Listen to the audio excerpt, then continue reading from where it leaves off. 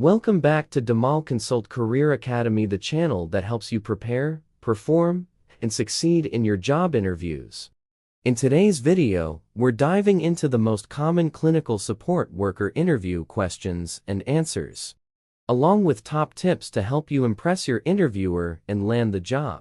Whether you're just starting out or transitioning into healthcare support, this video will give you the confidence and preparation you need. So grab a pen and notepad, and let's get you ready to pass that interview with ease.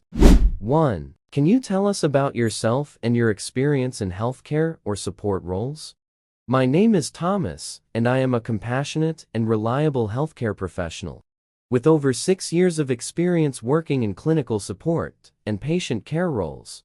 I have a strong passion for helping others and contributing to a high standard of care in healthcare settings. Most recently, I worked as a healthcare assistant at St. Luke's Community Hospital, where I was part of a multidisciplinary team providing direct care to elderly patients and those recovering from surgery or living with long-term conditions such as dementia, diabetes, and mobility issues. In my role, I was responsible for assisting patients with personal care tasks such as bathing, dressing, toileting, and feeding. I also supported the nursing staff with routine tasks like taking and recording vital signs, preparing patients for medical examinations, and monitoring changes in their physical or emotional condition. I made sure that all documentation was accurate and up to date, and I followed care plans strictly to ensure each patient's individual needs were met. Over the years, I have worked in both hospital and care home environments, including Rosehill Elderly Care Home, where I helped residents with daily activities and offered companionship and emotional support. I've also provided palliative care and understand the importance of being respectful, sensitive, and professional at all times. In terms of training, have completed courses in manual handling, infection prevention and control, basic life support, and safeguarding adults, which have given me a solid foundation in patient safety and risk management. I am known for being punctual, hardworking, and approachable. I work well both independently and as part of a team, and I always prioritize the dignity, privacy, and comfort of the individuals in my care.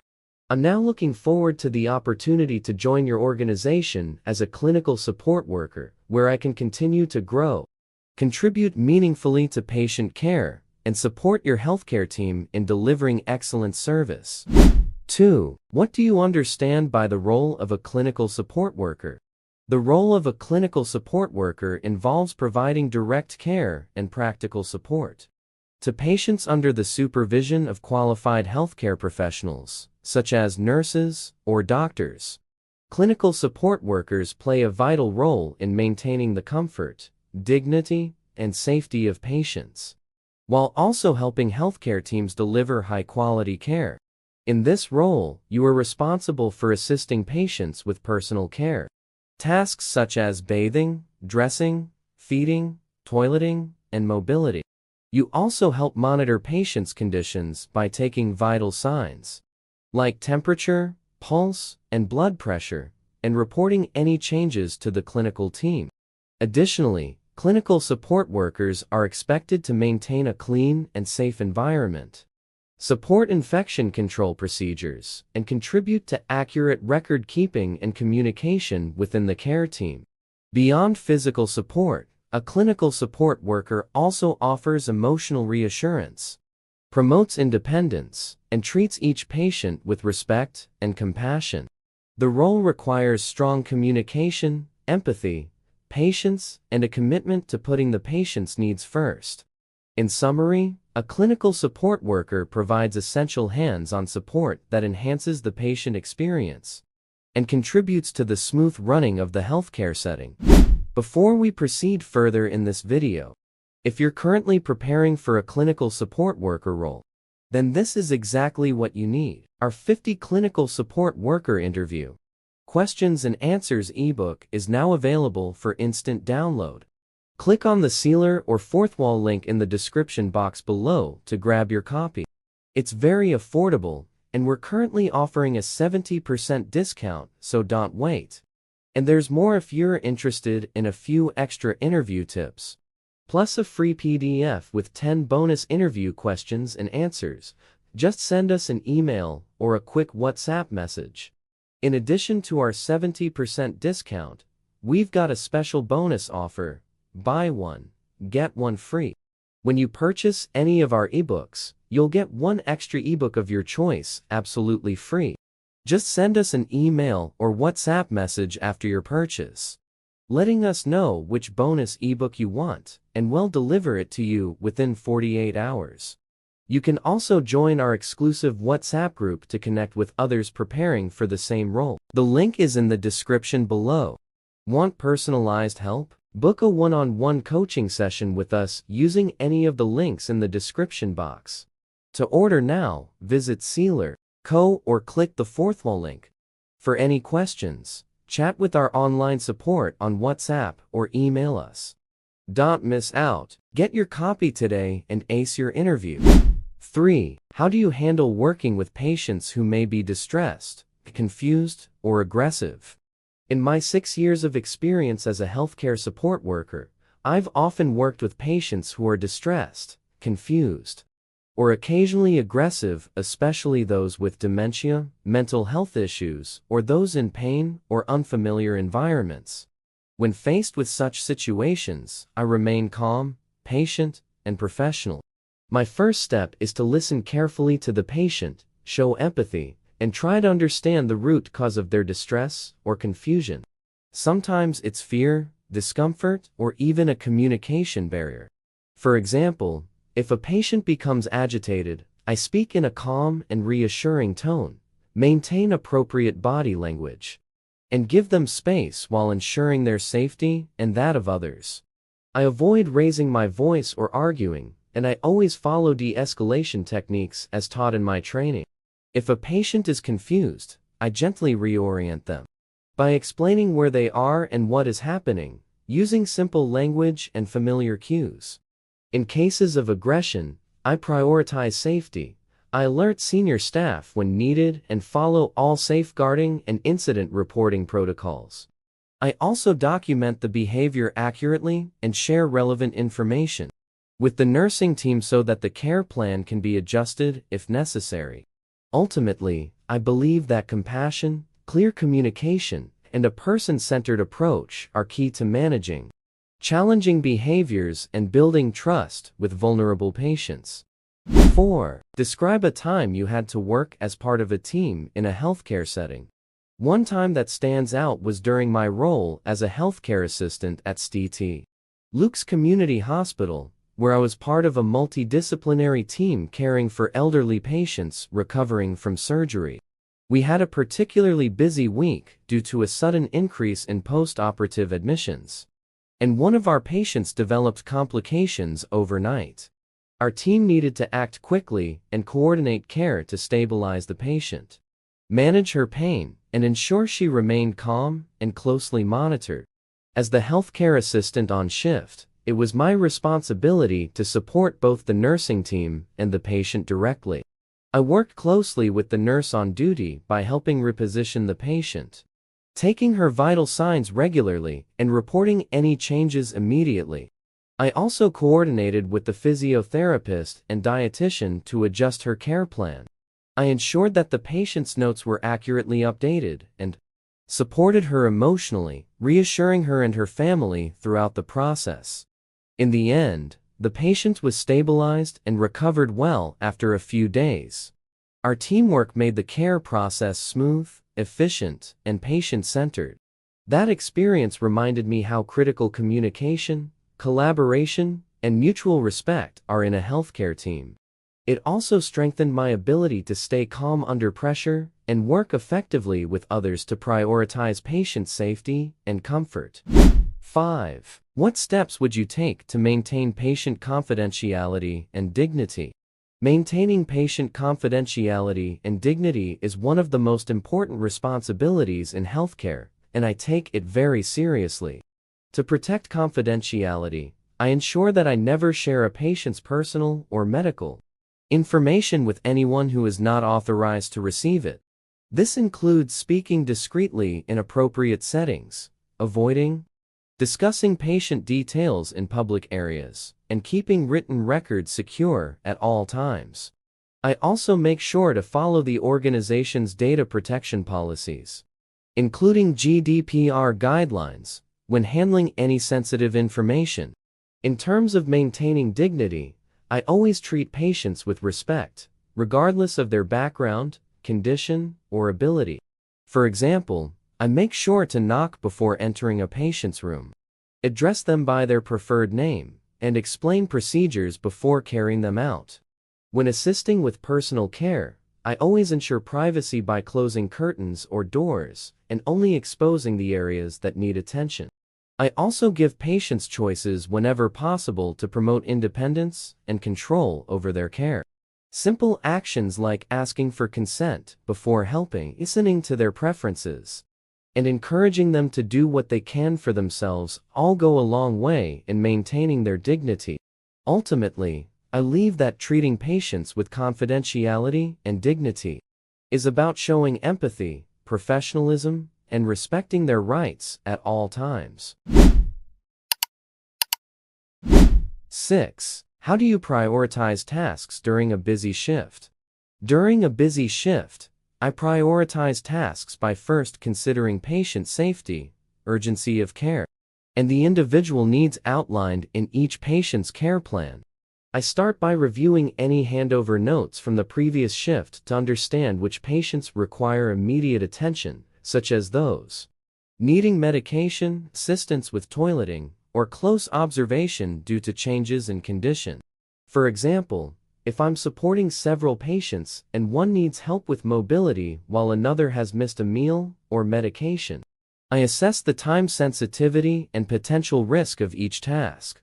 A patient who needs urgent medication would take precedence over non-critical tasks like bedmaking. I also communicate regularly with the nursing team to ensure our priorities are aligned and to report anything that needs to be escalated. When possible, I group tasks together efficiently, like assisting multiple patients in the same area while still maintaining personalized care. I remain calm under pressure, stay organized, and always make sure that tasks related to dignity, hygiene, and safety are never delayed. By staying focused, flexible, and constantly reassessing priorities, I ensure that all patients receive the best possible care throughout the shift. 7. How would you handle a situation where you observed a colleague acting unprofessionally? If I observed a colleague acting unprofessionally, I would handle the situation calmly, respectfully, and in line with the organization's policies and procedures. First, I would assess the severity of the situation. If it involved a risk to patient safety, such as neglect, abuse, or serious misconduct, I would report it immediately to a senior staff member or the designated safeguarding lead to ensure the matter is addressed without delay. Protecting the well-being of patients is always the top priority. If the issue is less serious, for example, a colleague being repeatedly late, using inappropriate language, or not following proper hygiene protocols, I might have a quiet word with them in private, depending on my relationship with the person. I would approach them respectfully, giving them a chance to explain, and encouraging them to reflect on how their behavior could affect patients or team morale. Regardless of the situation, I would make sure my actions remain professional and confidential.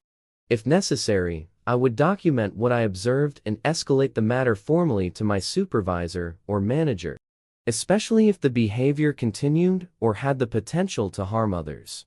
In any healthcare environment, professionalism, accountability, and teamwork are essential, and I believe we all have a responsibility to uphold high standards and support one another to improve. 8. Can you describe a time when you had to deal with a difficult patient or family member? How did you manage it? Yes, I can. During my time at St. Luke's Community Hospital, I was caring for an elderly patient who had just undergone surgery. His daughter, who visited regularly, was quite anxious and became very upset, believing her father wasn't getting enough attention. She raised her concerns loudly and appeared frustrated with the staff. As the primary support worker for her father, I knew it was important to address the situation calmly and professionally. I listened to her concerns attentively, without interrupting, and acknowledged how worried she must have felt.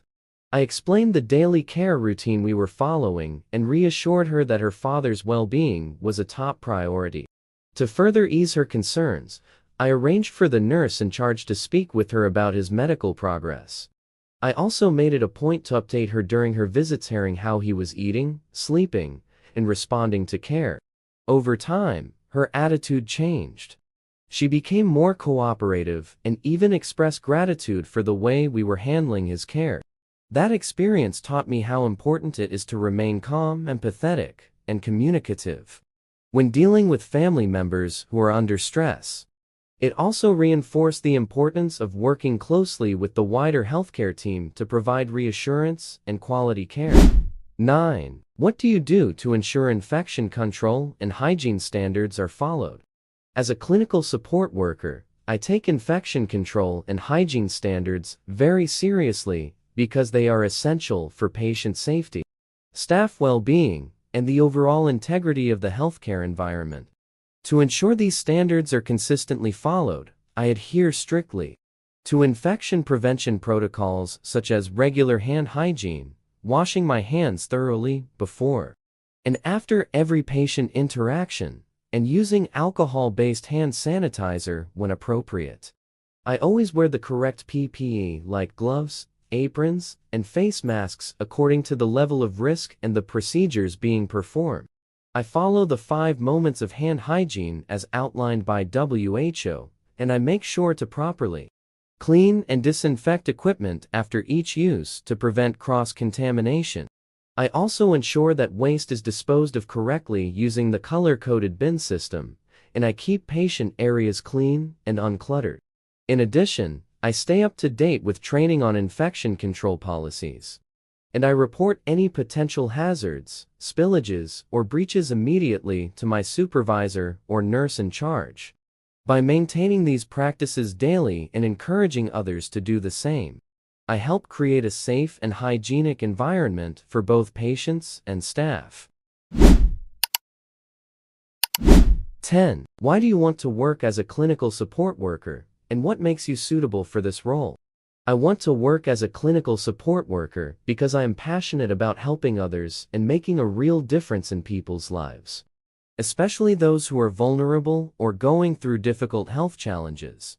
I've always been drawn to roles where I can provide hands-on care, emotional support, and practical assistance to those in need. This role gives me the opportunity to combine compassion with professional care in a way that directly impacts patients' quality of life. I find it incredibly fulfilling to support individuals with their daily routines. Whether it's assisting with personal care, helping with mobility, or simply offering a listening ear, being able to help someone maintain their dignity, comfort, and independence is something I truly value. What makes me suitable for this role is my 6 years of experience in healthcare support, working closely with patients in both hospital and care home settings. I've developed strong skills in personal care, communication, teamwork, and observation. I'm fully trained in manual handling, infection control, safeguarding, and basic life support. And I understand the importance of following procedures and respecting confidentiality. I am patient, respectful, and attentive, and I always approach my work with empathy and professionalism. I believe that my experience, training, and natural desire to care for others make me well suited for this role. And I'm excited about the opportunity to contribute positively to your care team. Do you have any questions for us? Yes, thank you. I do have a few questions. What does a typical day look like for a clinical support worker in this facility? I'd like to understand the daily responsibilities and how the care team works together. What kind of training or professional development opportunities do you offer for support staff? I'm very interested in growing within the healthcare field, so I'd love to know how I can build my skills here. How do you support staff with managing stress and maintaining well-being, especially in high-pressure situations? I know healthcare can be demanding, and I appreciate workplaces that prioritize team morale and staff welfare. What qualities do you think make someone successful in this role at your facility? Understanding what matters most to your team would help me align with your values and expectations. And there you have it, the top clinical support worker interview questions. Expert answers and practical tips to help you stand out during your interview. If you found this video helpful, don't forget to like, share, and subscribe to Dhamal Consult Career Academy for more career-boosting content. Drop a comment below if you'd like us to cover any specific job role or help you with mock interviews or coaching. Good luck with your interview. You've got this.